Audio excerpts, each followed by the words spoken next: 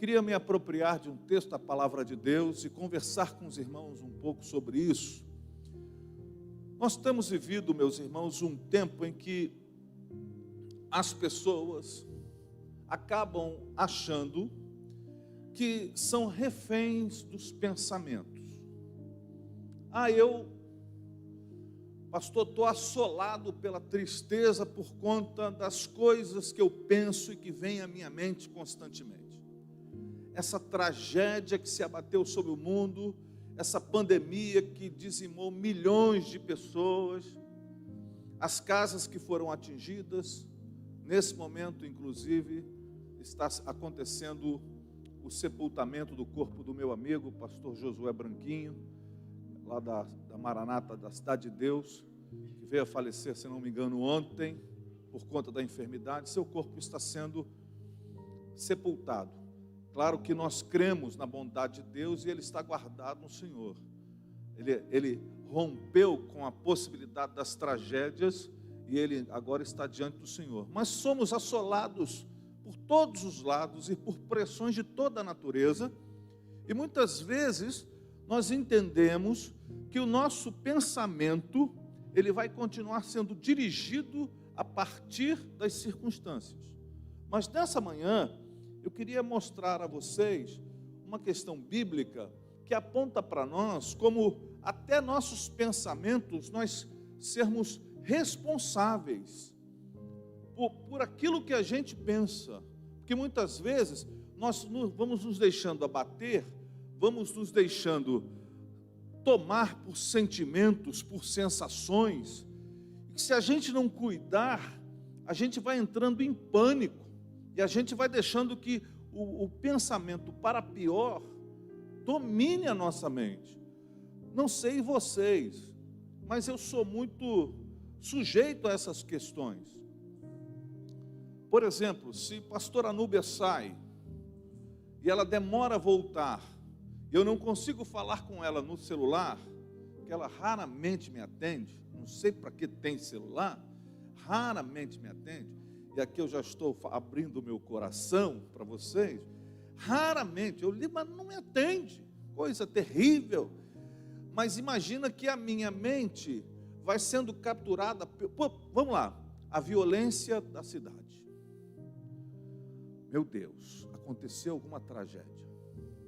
Estou falando de mim, estou falando de vocês não. Aconteceu algum problema. Meu Deus, foi sequestrado. E o sequestrador vai me pedir 5 milhões. E não estamos em época de plantação de milho.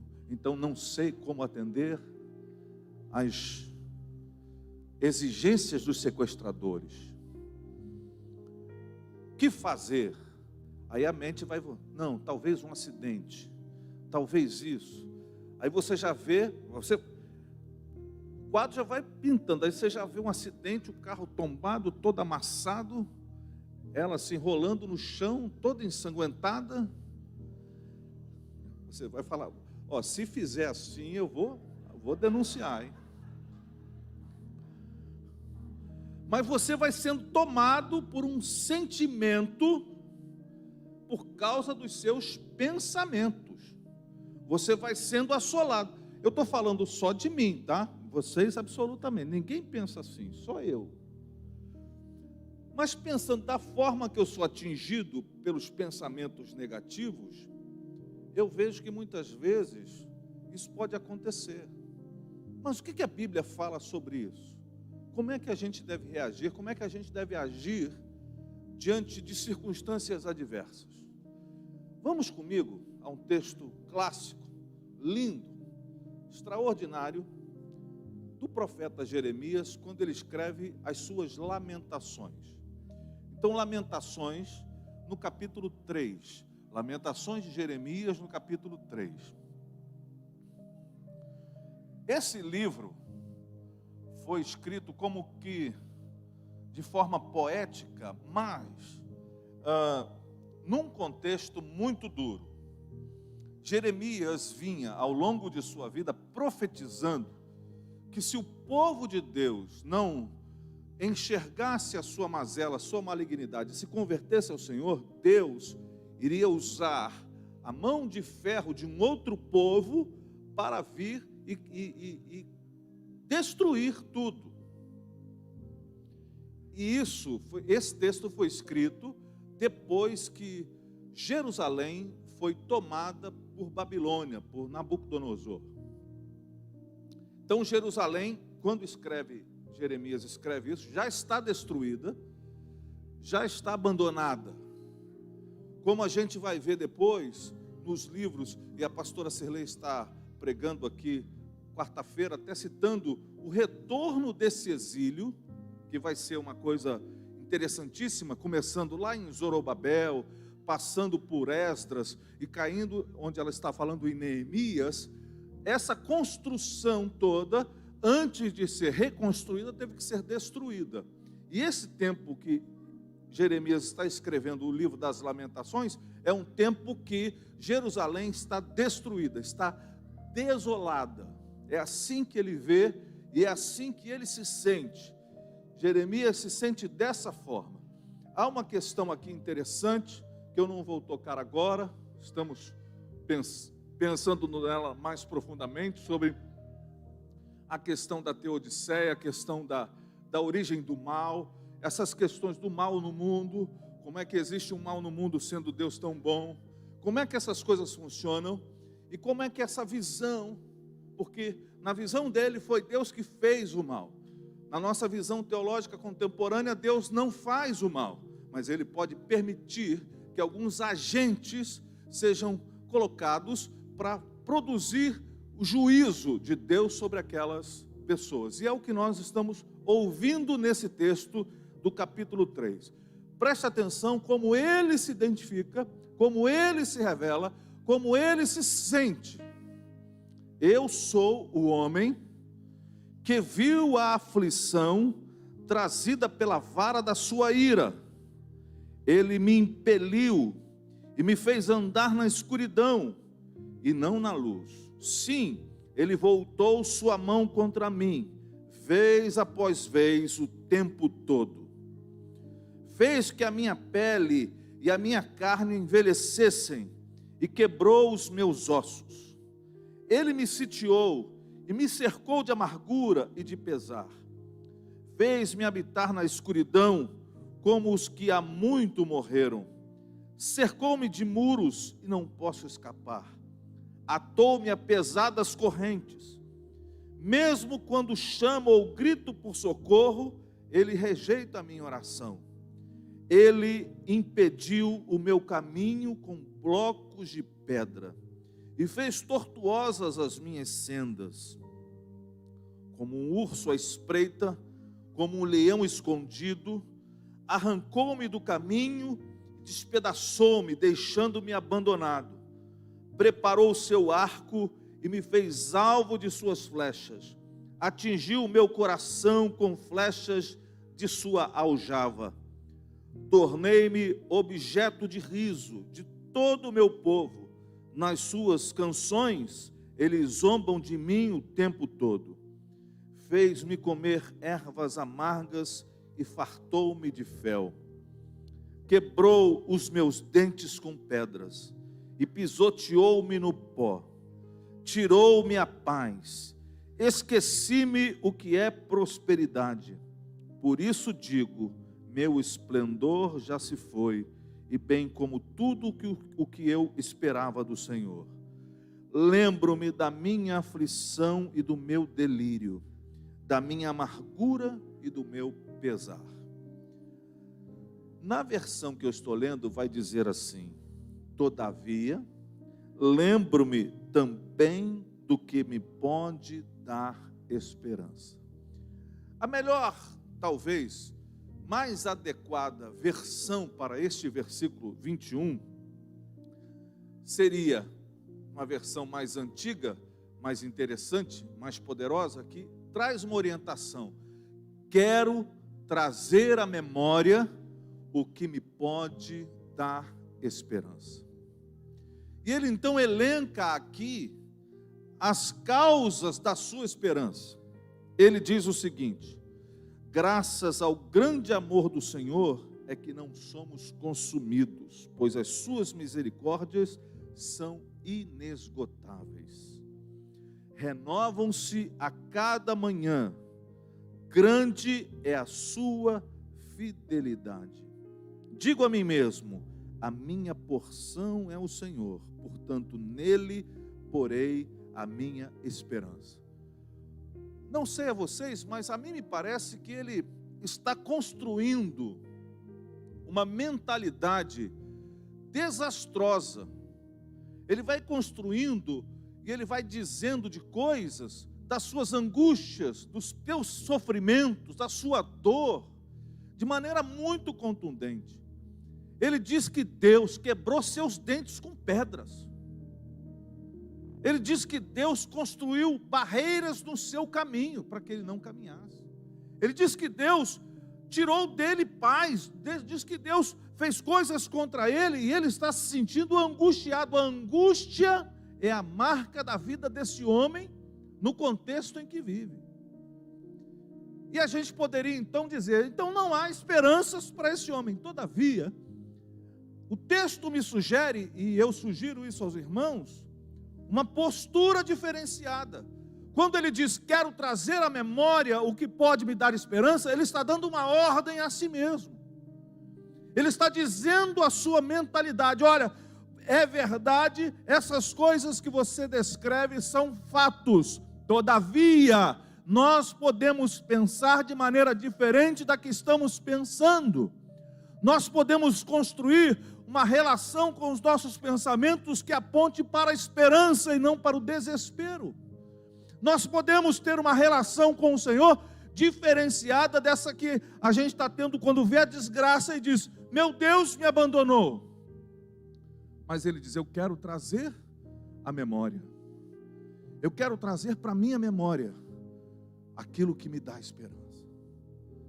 Ou seja, eu quero dirigir a minha memória. Lembram-se do que eu comecei dizendo aqui sobre a tragédia? Quando alguma coisa acontece, eu sou levado a pensar no pior. Quem aqui pode confessar comigo que de vez em quando nós somos levados a pensar o pior? Levante a mão. É verdade, você é levado a pensar o pior comigo. Somos humanos nessa trajetória. E muitas vezes a gente pensa o pior, nosso pensamento ele se encaminha para o pior.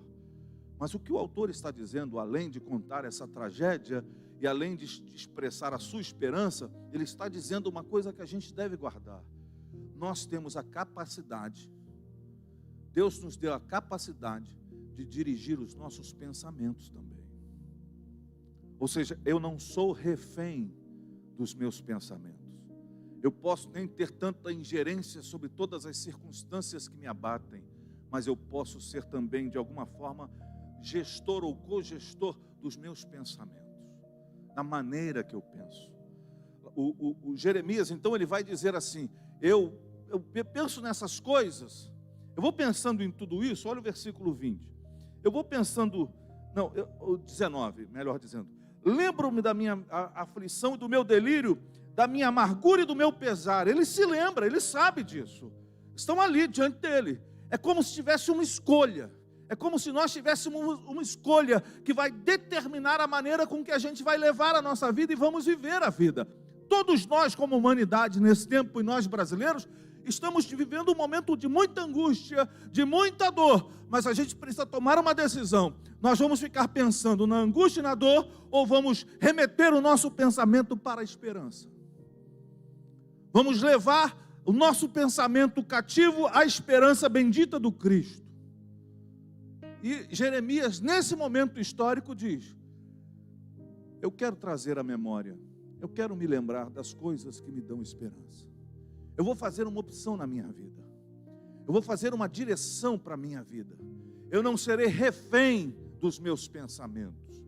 Eu vou dirigir a maneira de pensar, e a vida como ela vier, independente de como ela venha, o meu pensamento será dirigido de uma forma a estar ajustado à minha esperança e não às circunstâncias da vida.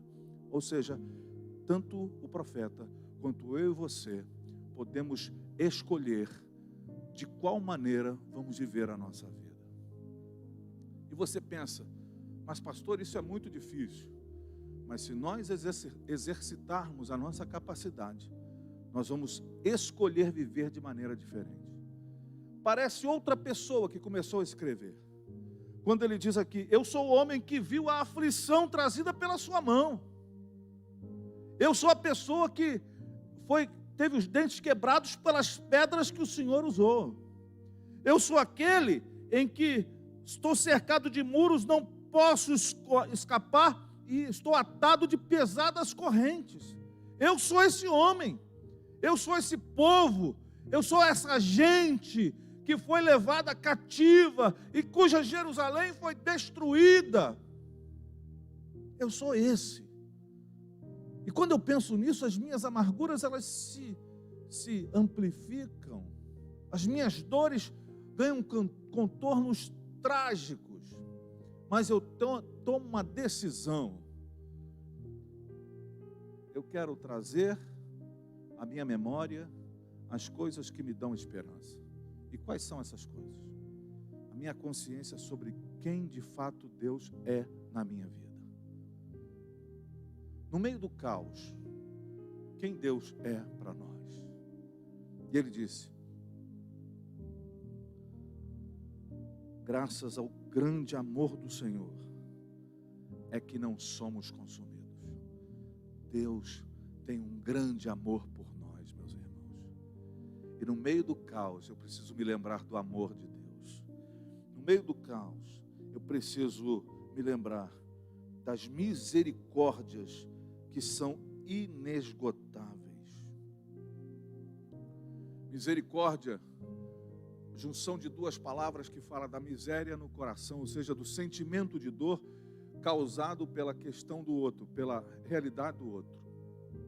Deus, então, sente e derrama sobre nós misericórdia, o seu sentimento acerca da nossa dor, a sua piedade, o seu amor, a sua generosidade. E Jeremias vai dizendo, essas misericórdias são inesgotáveis. E ele diz, faz uma frase linda quando ele diz, elas se renovam a cada manhã. Todo dia, quando você acorda, as misericórdias do Senhor se renovaram sobre a sua vida. Você pode não estar entendendo, você pode não estar sentindo isso, você pode não estar percebendo isso, mas as misericórdias do Senhor estão renovadas. Ele então dirige os seus pensamentos para isso. Ah, mas pastor, isso é impossível e tem a ver mais com essa condição aí do Antigo Testamento, né, dessa visão teológica, mas deixe-me levá-lo a um texto que eu li há poucos dias atrás, também aqui numa palavra, numa pregação. Paulo escreve aos Filipenses no capítulo 4, e ele vai dizer assim, finalmente, irmãos, versículo 8, tudo o que for verdadeiro, tudo o que for nobre, tudo o que for correto, tudo o que for puro, tudo o que for amável, tudo o que for de boa fama, se houver algo de excelente ou digno de louvor, pensem nessas coisas. O que Paulo está dizendo aqui? Eu posso dirigir os meus pensamentos. Eu posso ser capitão dos meus pensamentos e não refém desses pensamentos. Eu posso orientar a minha vida e a minha mentalidade. Eu posso ser conduzido a viver de tal forma que as pressões venham e o meu pensamento não fique refém dessas pressões. Mas como é que eu consigo isso, pastor? Lembram-se do que Paulo vai dizer também na sua carta aos Romanos, capítulo 12. Portanto, irmãos, rogo-lhes pelas misericórdias de Deus, que se ofereçam em sacrifício vivo, santo e agradável a Deus. Este é o culto racional de vocês. Não se amoldem ao padrão deste mundo, mas transformem-se pela renovação da sua mente. Não se amoldem, mas transformem-se pela renovação da sua mente. E ele vai dizer mais, completando, para que vocês sejam capazes de experimentar e comprovar a boa, agradável e perfeita vontade de Deus. Ou seja, muito do nosso sofrimento, que não é uma ilusão, sofrimento humano, como dizem parte das religiões orientais, não é uma ilusão. O sofrimento em nós é uma realidade. E também não adianta tentar dizer que a gente vai conseguir não sofrer mais, porque isso seria uma leviandade religiosa. Mas o que nós devemos fazer? Buscar transformação na mentalidade. Buscar pensar de maneira diferente. Capitanear os nossos pensamentos à luz das Escrituras, à luz da pessoa bendita do Senhor sobre a nossa vida. Quem Deus de fato é para nós. E à medida que eu vou caminhando por esse trilho, as coisas podem ir dando errado à minha direita e à minha esquerda, mas eu me mantenho em pé e caminhando, sabendo que Deus é o Senhor que me ama, que me guarda, que está comigo, cujas misericórdias não têm fim. É possível treinar a nossa mentalidade essa semana pensando nisso? É possível construir um escudo para dispersar as flechadas malignas que tentam fazer com que a amargura se assenhorie do nosso coração, que o medo se assenhorie do nosso coração? É possível construir e embraçar um escudo capaz de debelar esses ataques à nossa mentalidade? O escudo da fé, que vai me fazer então enfrentar o meu cotidiano não mais como um refém que vê as coisas acontecerem, mas alguém que tem confiança no Senhor. 1000 cairão ao teu lado, 10.000 à tua direita, mas tu não serás atingido. Por que não será atingido? Porque na verdade nós estamos capitaneando a nossa mentalidade. Não podemos ser destruídos, a não ser que sucumbamos na nossa mente, na nossa mentalidade, nos nossos pensamentos. Será que é possível rechaçar os pensamentos negativos? Deixe-me dizer já uma coisa: não é possível impedir que os pensamentos venham. Eles são como pássaros que voam sobre a nossa cabeça. Você não tem como afugentar os pássaros, sejam eles os urubus, né? Tradicionalmente conhecidos por um certo time da nossa cidade. Assim, não tem como espantá-los de maneira genérica, total, completamente. Eles vão estar aí sobrevoando. Os pardais na sua simplicidade, os pássaros mais exuberantes, eles vão voar sobre a nossa cabeça. Durante essa semana vão passar pássaros sobre a sua cabeça como passam seus pensamentos. Nós não podemos impedir isso, mas a gente pode impedir que esses pássaros se aninhem na nossa cabeça. A gente pode impedir que eles pousem e façam um ninho na nossa cabeça. O exercício dessa semana para cada um de nós é impedir que ninhos de maldade, de perversidade, de tristeza, de amargura e de dor se assenhoriem da nossa vida. A gente vai enxotá-los com as convicções do Evangelho do Cristo sobre a nossa vida, com as expressões da esperança divina na nossa fé cristã, construída a partir da palavra de Deus para a nossa vida. É possível passar uma semana enxotando pensamentos ruins, irmãos? E é possível então fazer disso constantemente? E ao invés de pensar sempre que o pior vai cair mais profundo, a gente poder levantar pessoas. Não é com ilusão verborrágica, não é com uma ilusão de palavras, mas é exatamente com a convicção daqueles que estão trilhando esse caminho. Eu sou o homem que foi atingido pela ira de Deus, mas eu quero trazer para a minha memória o que me pode dar esperança: o amor de Deus pela minha vida e as misericórdias dele que se renovam a cada manhã. Você pode levar isso para a sua casa, irmão, e pensar dessa forma e dirigir os seus pensamentos dessa forma, a não ser destruído pela sua incapacidade ou pela sua inércia diante dessas questões que vêm sobre nós. O pensamento virá, mas como há um pássaro que você não quer que pouse na sua casa, você vai dizer: show, pássaro, saia daí, pássaro, não se aninhe aí nesse lugar. Essa é a nossa decisão, essa é a nossa ação, e que Deus nos ajude, amém? Deus abençoe a cada um dos meus irmãos e irmãs. E esses pensamentos podem ser acerca de nós mesmos, acerca de nossos irmãos, todo pensamento negativo sobre mim, sobre meu irmão, sobre o trabalho, sobre tudo, eu vou nessa semana rechaçar em nome de Jesus, na autoridade da esperança forjada por Ele, escrita e descrita na sua palavra, em nome de Jesus.